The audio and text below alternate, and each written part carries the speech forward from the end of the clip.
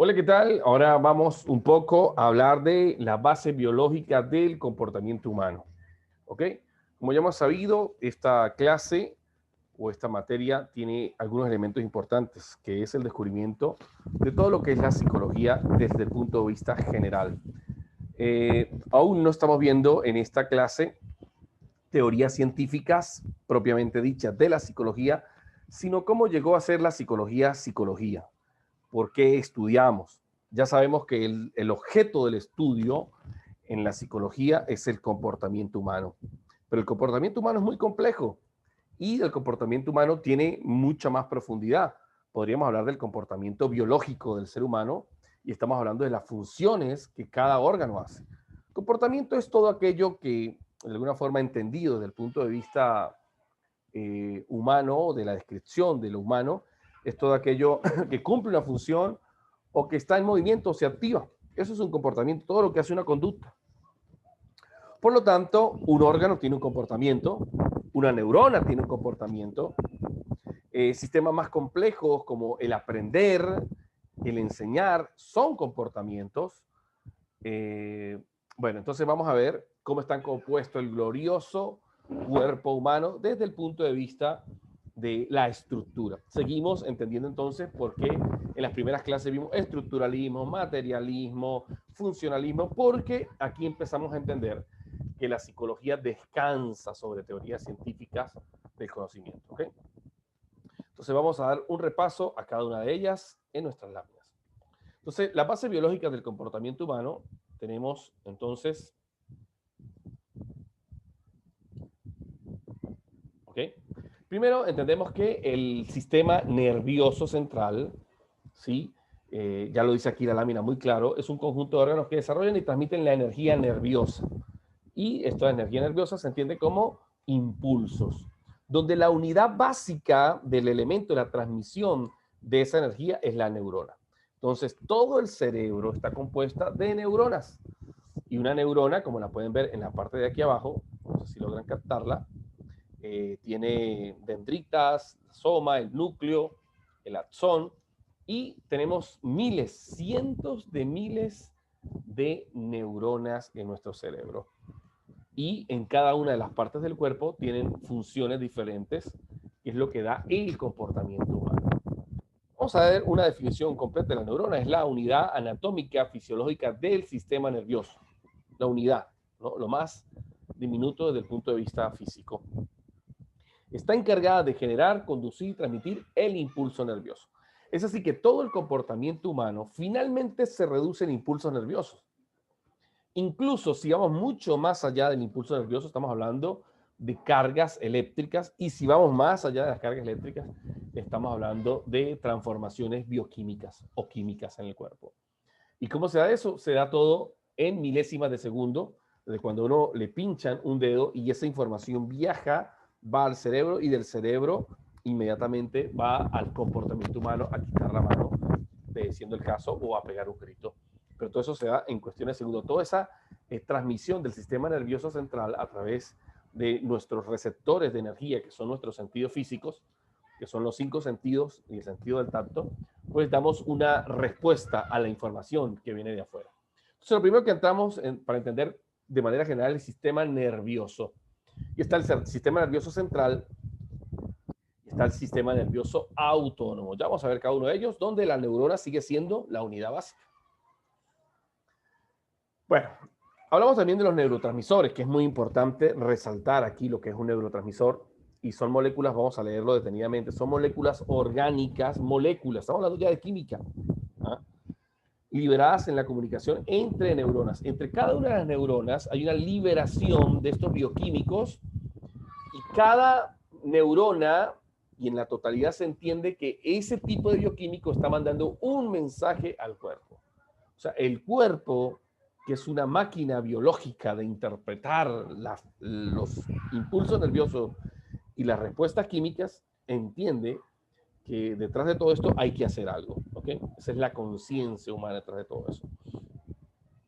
Y la relación entre esas neuronas se llama sinapsis.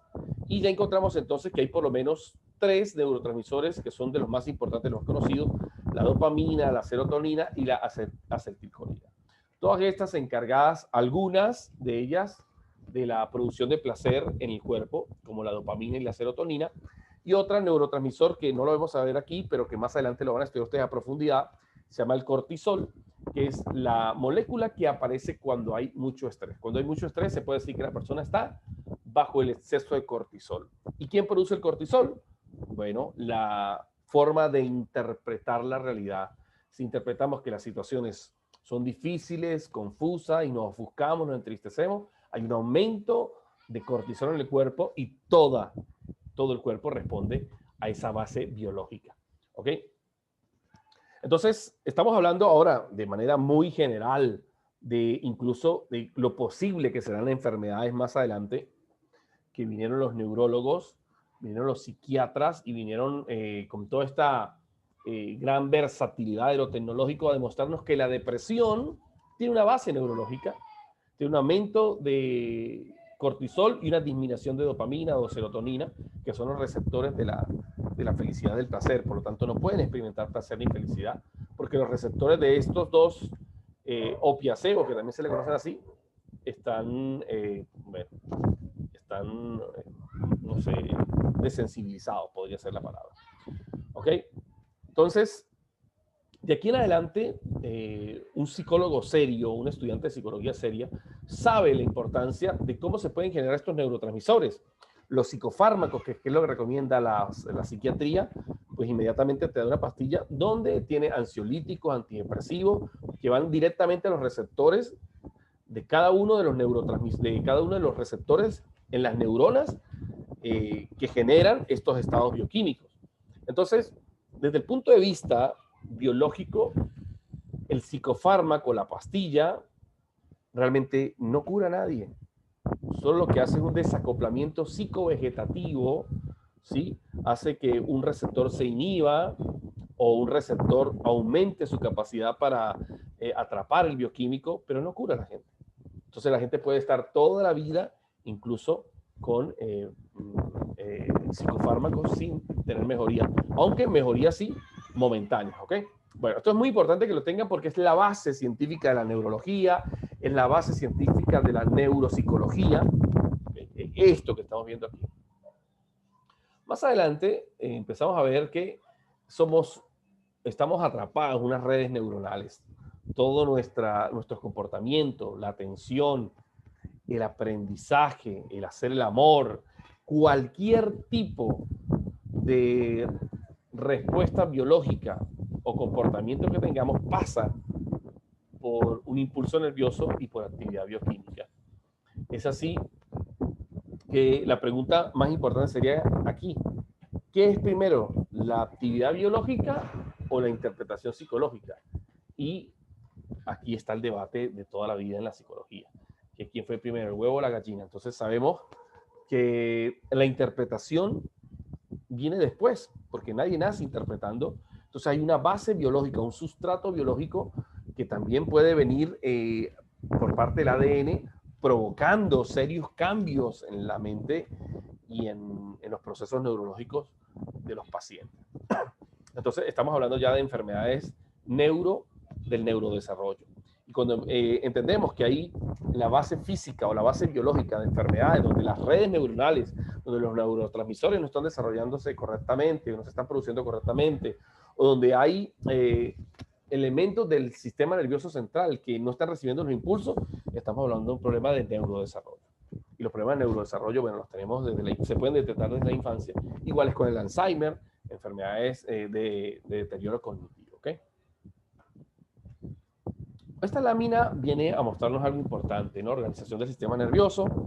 El sistema nervioso central, pues, está dividido entre el sistema, el que se conoce como la médula espinal, que tiene que ver con el cerebelo, el tronco encefálico y toda la médula espinal, que se conoce como la columna vertebral, donde tiene las ramificaciones con los nervios, ¿no?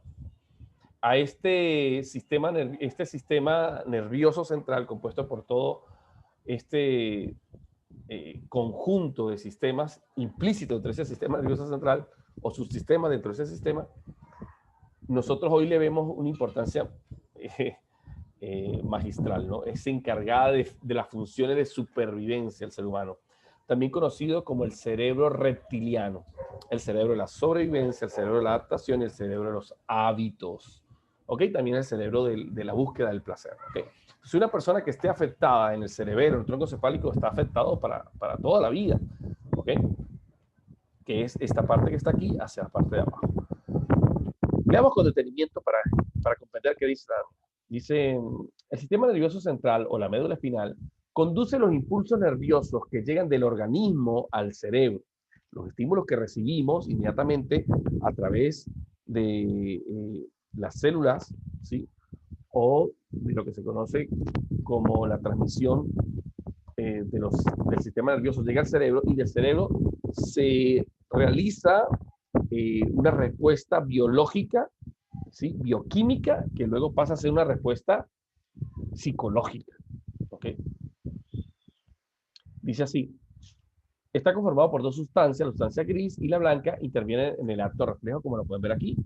Este es un corte transversal, vamos a ver si lo ponemos en una dimensión aquí más bonita para que lo puedan ver. No sé si lo ven aquí. A ver, a ver. Bueno, pueden ver aquí. Está la sustancia blanca y la sustancia gris que está por dentro. Y esto es lo que podríamos conocerse como corte transversal de la médula espinal, con todos los elementos que la contienen, ¿ok? Cada una de las fases, por ejemplo, aquí donde vemos esto, está el disco intervertebral, que es lo que se produce cuando la gente tiene desgaste de las médulas, ¿sí? Esto presiona los nervios y produce mucho dolor en la gente, ¿no? Bueno, esto es más o menos una visión de lo que se estudia en lo neurológico, que aquí tendrán la oportunidad en alguna otra materia de ver un cerebro desde el punto de vista físico, original. El tronco encefálico. El tronco encefálico regula las funciones vitales, ¿no? El tronco encefálico es la parte de aquí atrás. Vamos a ver si lo ponemos aquí, a ver, el tronco encefálico. No sé si lo ven aquí. Ah, bueno, ya lo puse ahí atrás. Permítanme borrar. Este es el tronco encefálico. Todo esto que está, este es el cerebelo, este que está aquí como todo esto es el cerebelo. Y el tronco encefálico vendría siendo todo esto de aquí hasta como por aquí abajo, ¿ok? Todo ese sería el tronco encefálico, ¿ok? Son los encargados, vamos a ver, de las funciones vitales como respiración, ritmo cardíaco, el bolo alimenticio, el hipo, la tos, el vómito, etcétera. Se encuentra localizado aquí en esta parte. El cerebelo propiamente dicho, el cerebelo, sí es este que está aquí. Este es el cerebelo. Este es el cerebelo. Este que ustedes ven aquí, que está todo pintado amarillo. Este es el cerebelo. Este. Bueno, vamos a ver de qué se encarga el cerebelo. Interesante para que lo vean. Dice, controla los movimientos, posturas y el equilibrio, regula la distancia y la fuerza de las actividades motoras.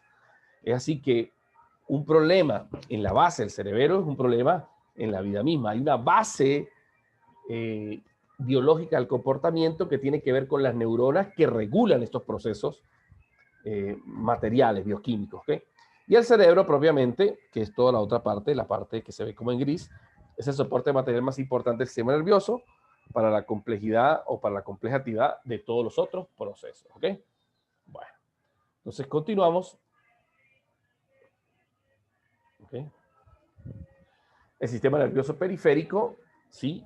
Como lo pueden ver aquí, transporta la información que llega del organismo hasta la médula y viceversa. Entonces tenemos dos tipos de nervios, el nervio eferente y el nervio eferente. ¿Cuál es la diferencia? Que uno sube la información y otro la baja para la respuesta biológica, pero se dan simultáneamente o casi en cuestiones de milésimas de segundo. Yo me pincho, el nervio aferente lleva la información al sistema nervioso central y allí se codifica una respuesta. La respuesta es quita la mano de allí porque me están pullando, se me está quemando y el sistema nervioso central envía una información al músculo o a la pierna para quitarla. Igual es para el movimiento, igual es para el cuerpo y todo eso se da en milésimas de segundo. Por último, tenemos el sistema nervioso autónomo, que es el glorioso sistema nervioso autónomo. ¿Por qué se llama autónomo? Porque en este momento tú estás respirando, ¿sí? Tu sangre está, tu corazón está latiendo y está mandando sangre a todo tu cuerpo, 7 litros de sangre por minuto, y tú no estás pensando en ello. Si comiste, estás haciendo la digestión, ese se llama el sistema nervioso autónomo. Él no pide permiso, pero es el gran responsable de muchas funciones en el cuerpo, por decirle de alguna forma. Cuando una persona enferma, porque en este proceso que se llama el sistema nervioso autónomo, el aspecto que se llama como el sistema nervioso simpático, que es el que activa el estado de alerta en el cuerpo.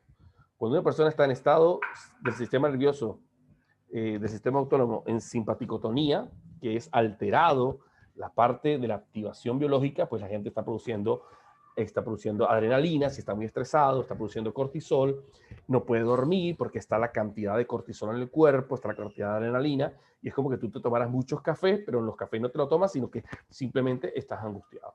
Entonces, el sistema nervioso central autónomo, que tiene una parte que trabaja en el día y otra parte en la noche, cuando tú descansas. Cuando tú descansas, los receptores, esto es muy delicado lo que voy a decir, pero así se dice, ¿no? Hay un neurotransmisor, que es el neurotransmisor que entra en la parte de vagotonía, y la parte de vagotonía es donde la persona ya empieza a relajarse y puede dormir. Y en el dormir está la restauración de lo celular. ¿Y qué pasa? ¿Por qué la gente no se restaura? Porque no puede dormir. O sea que el dormir es una parte muy importante desde lo psicológico, incluso para sanar. Entonces, se le inducen a las personas a elementos para que la persona pueda dormir, pueda descansar, las famosas curas de sueño, para que entre en reparación de los tejidos. Y esto lo hace el sistema nervioso autónomo simpático y parasimpático, llamado también vagotonía o simpaticotonía. ¿Ok? La importancia de estos dos sistemas. Bueno, por último, algunas áreas cerebrales dentro del cuerpo, ya lo van a ver más adelante. Están las comisuras de cada uno de los elementos que compone el cerebro. Por eso era que McLennan decía que se podía ver, analizar el cerebro con 3 capas. El sistema reptiliano más en el fondo, el sistema límbico y el sistema neocortical más arriba en 2 lóbulos. El que ha tenido un cerebro en la mano, y yo he tenido la oportunidad de tenerlo, se da cuenta uno de cómo se ven esas fisuras. Parece que fuera como una gorra encima de la otra parte del cerebro. Y esto es lo que los grandes científicos dicen, que hay un proceso de evolución. Yo no creo como tal eso, creo que hay un proceso de diseño creativo. ¿Ok? Y está entonces compuesto, como yo le decía en las clases pasadas, las estructuras de cómo se componen el cerebro.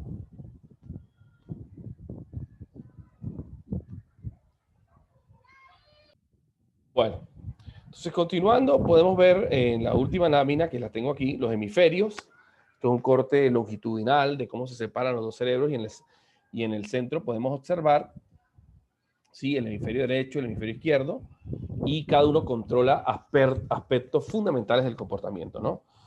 Desde el punto de vista de lo que han dicho los escritores en la materia neurológica, el hemisferio derecho controla toda la parte izquierda y hay una lateralidad.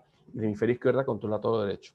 Y uno de ellos, y cada uno de ellos tiene que ver o con la imaginación o con la razón. Es más o menos a cuentagotas lo que puedo decir acerca de la funcionalidad de cada uno de ellos. Y importante que ustedes lo investiguen aún más, ¿no?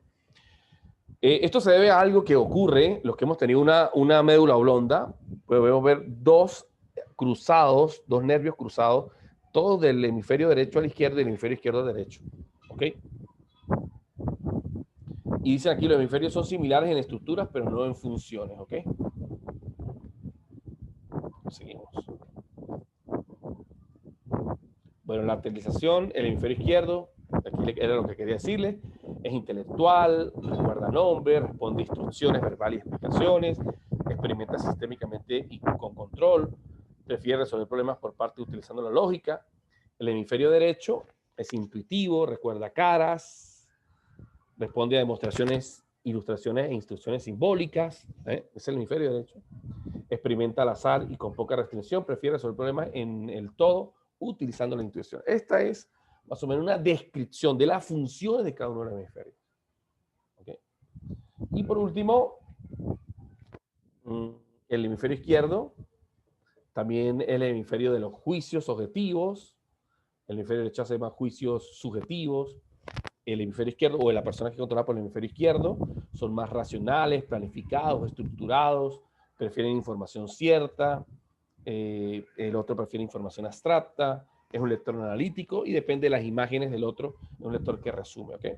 Depende del lenguaje cuando piensa y recuerda, y el otro depende de imágenes. Ese es el contraste. La cosa es, no es ser más de hemisferio derecho, es tener un equilibrio, pero sin duda alguna que en Occidente, que es donde nos gobierna la lateralidad del hemisferio izquierdo, somos más racionales, somos más de palabras. En cambio, en otras latitudes del mundo donde se persigue más el hemisferio derecho, la intuición, el arte, bueno, pues dominará ese hemisferio. Igual con los artistas, ¿no? Esto nos da la versatilidad de lo que es el ser humano. Bueno, hasta aquí vamos a dejar entonces nuestra clase de resumen de la tercera y cuarta unidad.